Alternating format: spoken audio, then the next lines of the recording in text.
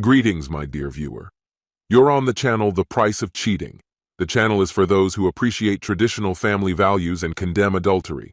So be sure to subscribe to the channel. Let's get started. When the last guests had left, my wife and I exchanged quiet goodbyes on our porch. Every holiday season, Camilla and I opened our home to neighbors, and this tradition had gradually attracted more and more guests. What had started as a small gathering for 4 neighboring couples eventually grew into a large event. This year, over 40 people gathered in our home, about a third of whom weren't even from our neighborhood.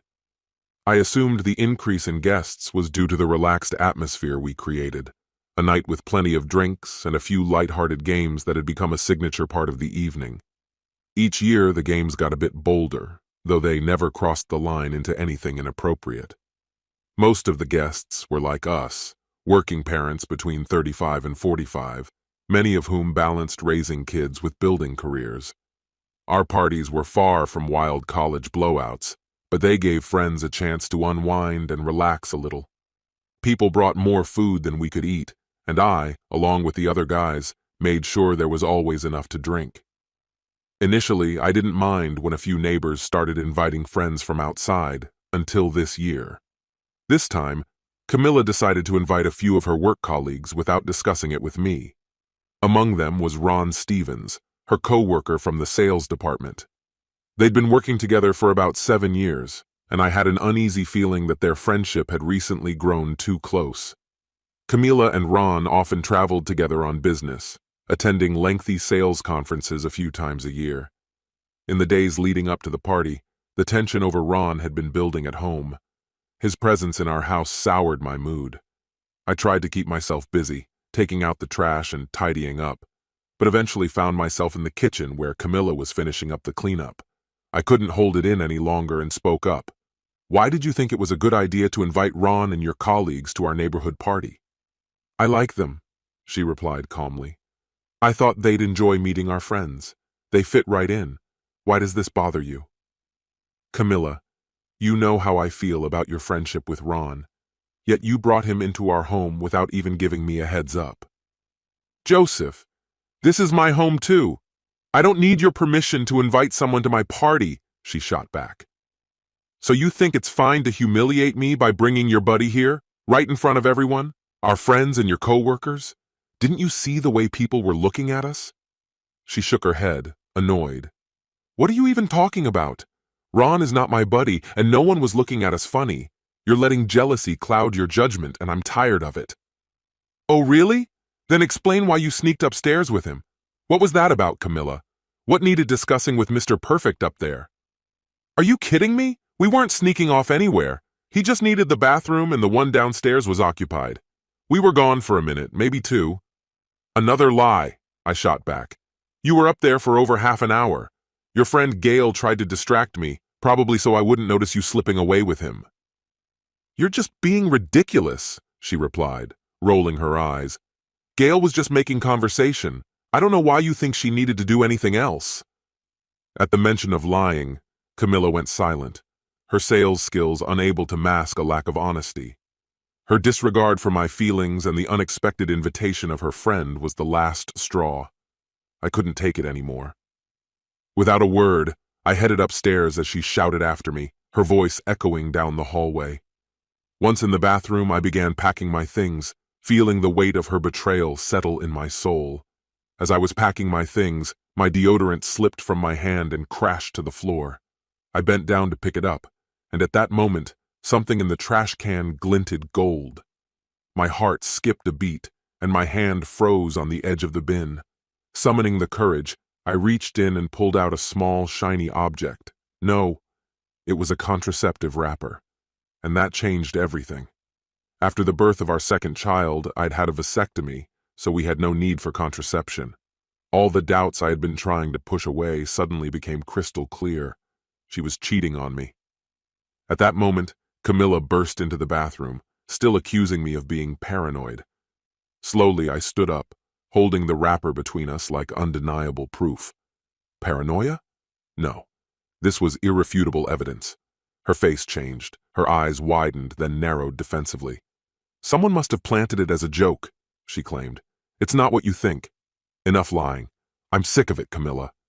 Joseph, please, she whispered, her voice trembling. It's some kind of misunderstanding, I swear. Yes, I replied, gritting my teeth. A huge mistake. No, that's not what I meant. Please let me explain. She was nearly begging. I think I know how this story goes. I cut her off. You slipped away from the party to meet him while I was downstairs with your friends. Right here, in our home. Did that thrill you? Despair clouded her face. It wasn't like that. Please, just listen. She reached out to me, but I put the wrapper in my pocket and walked past her. Ignoring her desperate apologies, I went into the guest bedroom, shut the door, and locked it just as she reached for the handle. Joseph, let me explain. It's not what you think, she pleaded from the other side of the door. Her voice grew louder, muffled by the door, her fists pounding as she begged me to listen. To drown her out, I turned on the TV and increased the volume until her pleas faded into the noise. Sleeping was impossible. Thoughts raced through my mind, replaying every late night at work, every business trip, every conference. Was Ron with her each time? The thoughts tormented me, robbing me of any peace. Memories of her frequent absences surfaced, each one now feeling like another stab of betrayal. Tears streamed down my face as I imagined explaining this to our daughters, telling them why their mother and father wouldn't be together anymore. How could she betray us like this? How could she hurt them and me so deeply? Had I driven her to this? I began questioning everything, our marriage, my role, every argument, every cold silence. Pain, confusion, anger, all of it crashed over me, pulling me under. Sleep didn't come at all. Finally, morning arrived, sunlight piercing through the blinds, cruelly reminding me that reality wasn't going anywhere. I rose, ready to do what had to be done. Pulling back the dresser, I unlocked the door and stepped into the hallway, prepared to face whatever lay ahead. I glanced to the side, barely shifting my position, and noticed Camilla lying on the bed, still immersed in sleep. Quietly closing the door behind me, I slipped into the guest bathroom to freshen up. Then, I dressed and headed to the kitchen, pouring myself a cup of coffee. Just as I was about to set my mug down on the table, Camilla entered, disheveled and tired, with red eyes and a flushed nose, probably from a mix of emotions and a hangover. Even in this state, she was beautiful, though a painful feeling stirred in my chest once again. How did we get here? There's some coffee left, I mumbled, nodding toward the kitchen cupboard. Her mug was already set out, with the usual drop of skim milk, just how she liked it, a habit I couldn't shake despite everything that had happened. She poured herself some coffee and sat across from me. Joseph, she began softly, I really messed up. I thought I was being smart, that you'd see things differently, but now it's clear I just ruined everything. I'm sorry. You didn't deserve this. Oh, thank you, I replied with sarcasm in my voice. Thank you for allowing me to be angry. How generous of you. You bring your boyfriend into our home, where all our friends and your colleagues could see, and now you give me permission to be upset. Very thoughtful. No, wait, she pleaded, her words spilling out as she stood up. She came over to me, gripped the edge of my chair, and turned it so she could sit on my lap, wrapping her arms around my neck. Please, Joseph, just listen to me. 5 minutes. That's all I'm asking. I turned away, dodging the kiss she tried to place on my cheek. Her voice trembled with desperation, and tears ran down her cheeks. Despite the anger boiling inside me, something held me back from pushing her away or telling her to leave. As much as it hurt, I knew I could never be cruel to her. Taking a deep breath, I slowly exhaled. Fine, Camilla. 5 minutes. But get off me, I said coldly. 5 minutes. But I'll stay here until I explain, she insisted, holding my gaze. I glanced at the clock. She took a deep breath as if gathering the courage before continuing. It was so foolish. Last night was just a game, at least until Ron ruined everything. I raised an eyebrow. Go on. You've been saying for months that you don't trust Ron, that I couldn't handle him. It was like you thought I'd fall for his advances, even though I told you countless times that he meant nothing to me. It felt like you saw me as some naive girl who'd fall for any trick. Seriously, Joseph? You think I'd choose someone like him? Or anyone else for that matter? She looked down, pausing before admitting, yes, he did try to make a move, just like others have. Even clients flirt sometimes, thinking I'd humor them for a successful deal. Joseph, let's clear something up. I'm fully aware of how I look, and the thoughts that can sometimes cross men's minds. But believe me, I never say yes, not once. I've learned how to decline in a way that doesn't hurt their pride, sometimes even with a smile if it helps. But it's always a firm, unwavering no. So, when your flirtation and fleeting comments became too persistent, as if it had happened 100 times before, I got fed up. I decided it was time to show you just how absurd your behavior was. That's why I asked Ron and Gail to help me. I wanted you to see me going upstairs with Ron. We timed it so you'd be busy with the ice, distracted but still able to catch a glimpse of us out of the corner of your eye. Gail was the obvious decoy to make sure you picked up on our setup. Everything worked as planned. Ron and I went upstairs. I walked ahead and he sat in my chair while I settled on the bed, waiting for you to barge in. But time passed, and you didn't show up. I waited, realizing you weren't going to come in and create a scene. Maybe it was the wine, but I misread everything. I thought you had finally given up. I started crying. Ron came over, hugged me, and I let my tears flow on his shoulder. After a while, I felt him gently stroking my back and hair. I came to my senses and tried to pull away, but he leaned in and kissed me. I froze, and he took it as consent. I pushed him away, breaking off the kiss, and when he tried to get closer again, I pressed harder on his chest until he got the message. I looked at him, furious, and asked what he thought he was doing. He just smirked and said, "Oh, come on. We both know this whole thing was just a setup to get me here. And now we're here, so let's not stand on ceremony." That's when I lost it. I took off my shoe and threw it at him, hitting him in the chest. Only then did he get the point. He backed off, mumbling some excuse, and hid in the bathroom. I think he threw a condom in the trash and ran some water to keep up appearances. I was seething with anger. Later, I told Gail everything, and she gave him a good scolding before leading him out of the room. If you don't believe me, I can call Gail right now.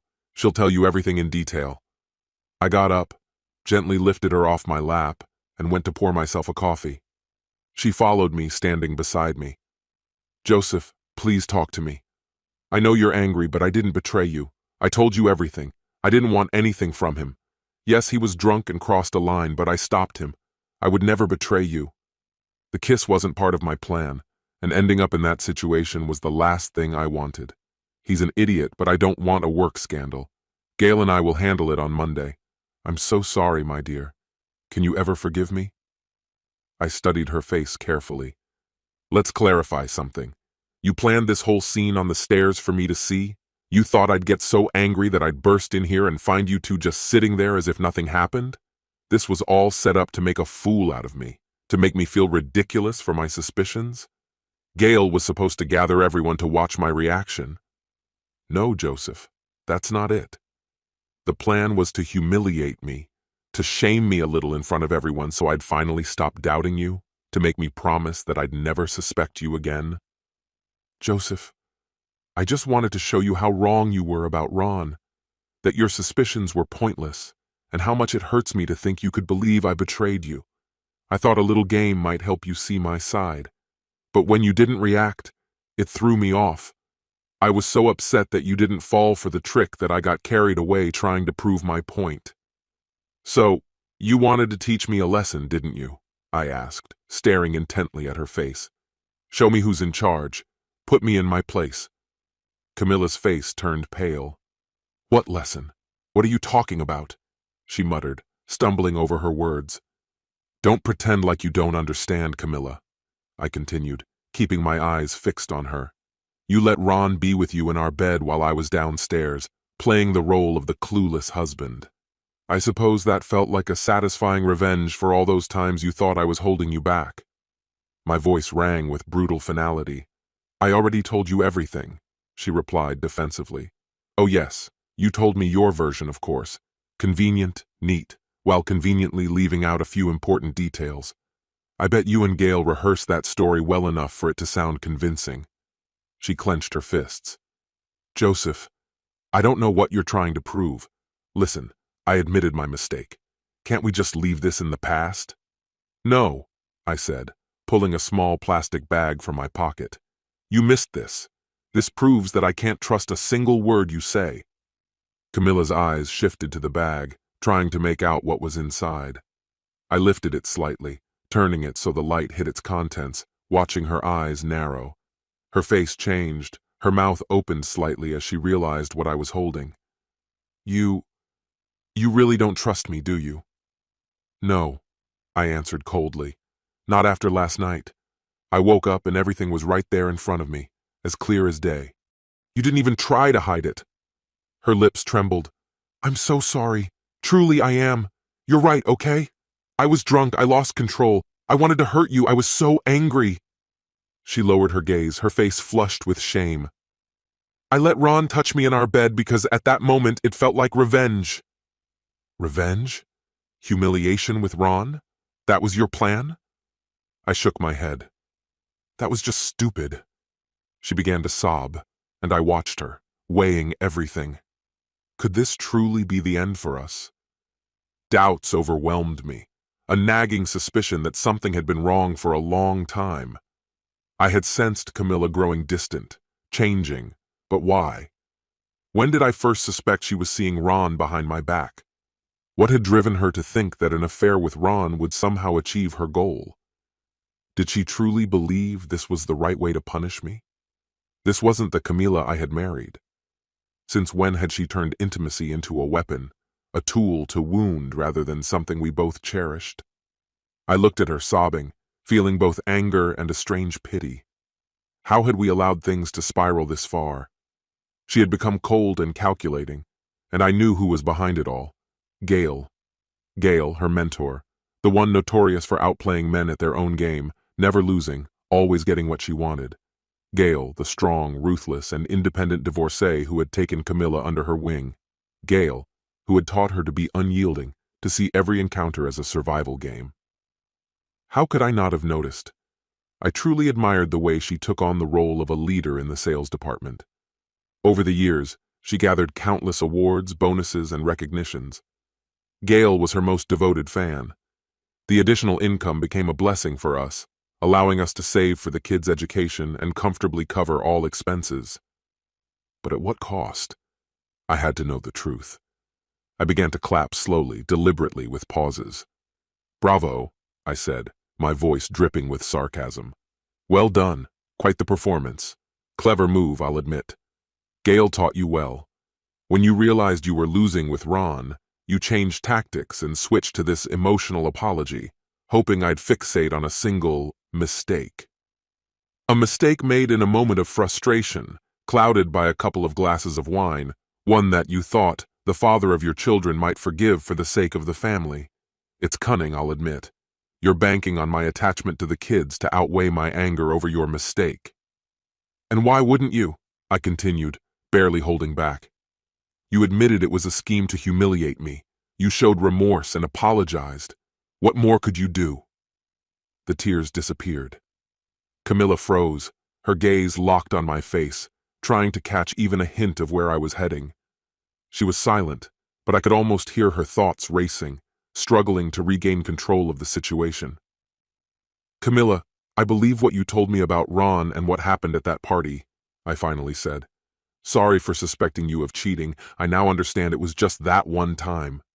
Yes, only once, she replied quickly, her voice filled with humility. A foolish mistake, I swear it will never happen again. She came closer, looking at me pleadingly. Please, let's just leave this in the past. I love you. Please. Even if I could forgive the humiliation and that incident with Ron, I responded, there's something else. What do you mean, something else? What are you getting at? She asked, a flicker of panic in her eyes. It took me too long to piece everything together. I should have realized when I met Gail and started hearing rumors, but I trusted you. Later, when my instincts began warning me that something was off, I assumed it was just about Ron. Ron, I told you it was a mistake. You have no reason to worry. I shook my head, tired of the lies and half-truths. I didn't have solid evidence, but I knew. Deep down, I knew I'd lost her long ago. The woman I once loved with all my heart was no longer here. Gail had shown her an easy path to success, and Camilla had chosen to follow it. She broke her promises on her own, opting for this life. And for what? A bigger salary? Feeding her vanity? A fleeting thrill? It didn't matter why. Camilla, I know who you've become. I know the real reason behind your success in sales. The shock on her face told me everything. It was just a moment, but it was enough to reveal the truth before she tried to hide it behind a forced smile. Joseph, dear, I thought we'd already moved past this, she said, trying to sound calm. I confessed to that one mistake with Ron. I don't know what you're talking about. I'm not sure exactly what you think you understand, but I'm tired of all this chaos and just want to return to a normal life. Right now, we need to pull ourselves together, get things in order, and bring your daughters back. They may enjoy spending time with your parents, but I know they miss you, their father. And that's exactly what we did. I spent the rest of that day with my girls, savoring each moment and planning my next steps. By Monday, I was in my lawyer's office, initiating the divorce process on grounds of irreconcilable differences. Though she warned me not to set my hopes too high, she filed a petition for joint custody, with me as the primary guardian. I decided to serve Camilla the papers at her workplace, hoping to draw Gail's attention. The same day, right after I confirmed Camilla had been served, my phone rang. Joseph, have you lost your mind? She immediately demanded an explanation, asking if I was really going to divorce her over this whole situation with Ron. She couldn't understand it, calling the idea absurd and claiming it was something we could easily overcome. You're just hurting the girls. You love them too much to do this. Punish me if you must, but don't tear our family apart after 15 years of marriage, she pleaded. Camilla, I've already told you it's not about Ron. I can't stay married to the woman you've become, I replied. Her voice grew more desperate. I'm genuinely concerned for you. I know it's hard for you to forgive my mistake, but a divorce will only harm the girls. Let's try to work this out. Therapy, maybe? I'll set it up if I have to, she offered. Just sign the papers, Camilla. You'll get the freedom you want, and the girls and I will manage, I said firmly. They can stay with me, and you can visit them when you're not traveling. In your dreams. There won't be any divorce, and you're not taking my girls from me. Stop this nonsense or you'll regret it, she shot back. Then she went silent, her tone softening into one of pleading. Joseph, I love you. Don't force me into a fight. An hour later, Gail called, just as I'd expected. Tell your protege to sign the papers, I said coldly. She doesn't have another choice. If she signs, the girls stay with me, and you both get to continue your lives as usual. Gail chuckled. You're delusional. You don't have any real evidence aside from that one slip-up with Ron, and it has nothing to do with me. Evidence isn't necessary. All I need to do is make a loud accusation. She's careless enough for a competitor to find something real, and then an investigation would follow. I doubt you want that hanging over you. You're willing to hurt your daughters just to get revenge on her? If something about their mother comes out, they'll suffer. She'll sign, or I'll make it public. And Gail, if this goes out, you'll go down with her. Everyone knows you mentored her in your company's sales department, where you're already too old for the role. I'm sure the board will be interested to learn about your mentorship methods. Fine, I'll talk to her. She'll listen to me. 5 days later, my lawyer received the signed divorce documents. Camilla moved into a cozy apartment a couple of miles away. She spends time with the girls often, attending their school events and sports games. We barely speak, and as far as I know, she's still relying on her charm to close deals and rack up awards. Last week, I happened to see Camilla and Gail leaving an upscale restaurant. I had just parked when I saw them walking toward Gail's car. Gail opened the car door, then turned and pulled Camilla close for a long, drawn-out kiss. I sat in my car, stunned for a moment. Camilla had surprised me once again. It turned out she was attracted to women. It explained a lot about her connection with Gail. Honestly, I was glad to be free of her. I couldn't understand why she'd lied to me. She was entangled not only with her clients, but also with Gail. In that moment of fury, I took a photo of them kissing and circulated it among Camilla and Gail's colleagues. 2 days later, the photo of Camilla kissing Gail reached management, and soon, Both were fired. I had spent 15 years with a woman I never truly knew. I got my revenge and it gave me peace. Now, I needed to focus on taking care of my children. That was my ultimate purpose in life. This concludes the story. If you like it, then put your powerful like and subscribe to the channel.